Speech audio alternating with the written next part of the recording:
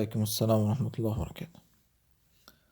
Aytadilar, men birodar deb bilgan insonlarimni ba'zisi ishi tushganda birodarimsiz, Alloh uchun yaxshi ko'raman deb aytishadi. Boshqa payt mensiishmaydi, qo'pol muomala qilishadi.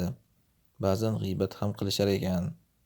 Shu insonlar meni so'rashsa, ular bilan muomala qilishdan bosh tortsam, sen bilan ishim yo'q desam, kibr qilgan bo'lmaymanmi? Ba'zan ular uchun xuddiki buyumdek his qilaman o'zimni. Kerakli paytda ishlatib, keyin uloqtirib yuborildigandek tuyulibdilar. Siz agar o'sha yaxshilik qilgan birodarlaringizdan mana o'zingizga nisbatan yaxshi muomala kutayotgan bo'lsangiz agar, ya'ni tabiiy hamma ham yaxshi muomala kutadi hammadan, lekin unga yaxshilik qilganingiz uchun yaxshi muomala kutayotgan bo'lsangiz, shuning uchun keyin yaxshilik qilganingizga qaramay yomon muomala qilganda o'shaning uchun siz ranjib qolib, endi senga yaxshilik qilmayman deyotgan bo'lsangiz, bu ixlosdagi nuqsondan. Chunki siz o'shalar yaxshi gapirib, yomon gapirishiga qarab amalingiz o'zgaryapti. Alloh uchun ish qilish nima degani? Odamlar bugun og'iz bir chekkasidan chiqib ketaveradi-yu, Alloh uchun bu. Asli tushunishmaydi Alloh uchun ish qilish qanaqangi og'irligini. Alloh uchun ish qilish mana shunaqa paytda bilinadi. Sil man qata'ak deganlar Rasululloh shuning uchun. Sendan aloqani uzganga bog'laysan aloqani. A'ti man haramak deganlar. Seni mahrum qilganga berasan deganlar. Aks holda bu tijorat deyiladi. Siz yaxshilik qilasiz, u yaxshilik qaytaradi. U hech qanaqa Alloh uchun muomala emas bu. Qilgansiz qilyapti-da. Siz dunyoda qaytib kelyapti ajr mukofoti. Siz hozir xafa bo'lishingiz emas, xursand bo'lishingiz kerak, chunki dunyoda qaytib kelmayapti ekan mukofotingiz.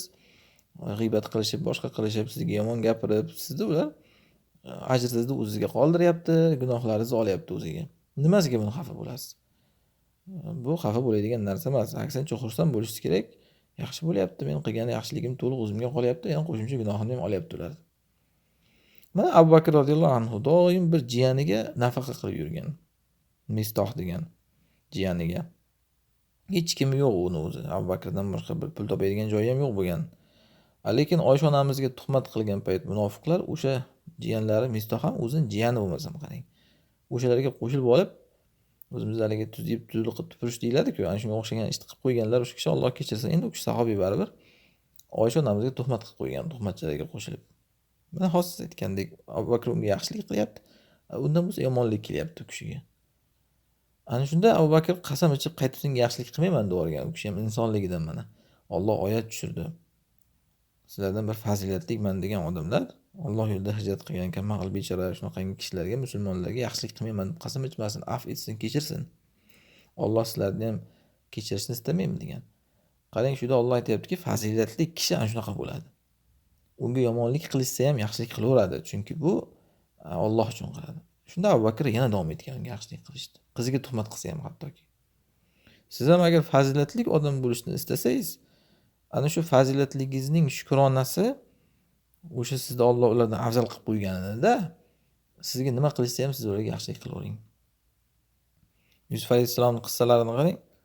U kishini bir vaqtlar qul qilib sotgan akalari kelganda to'rvasini to'ldirib ozuqasini berib yuborgan.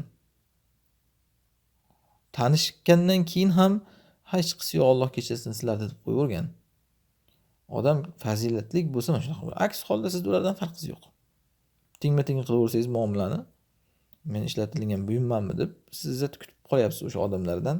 Bu ixlosdagi nuqsondan bo'ladi.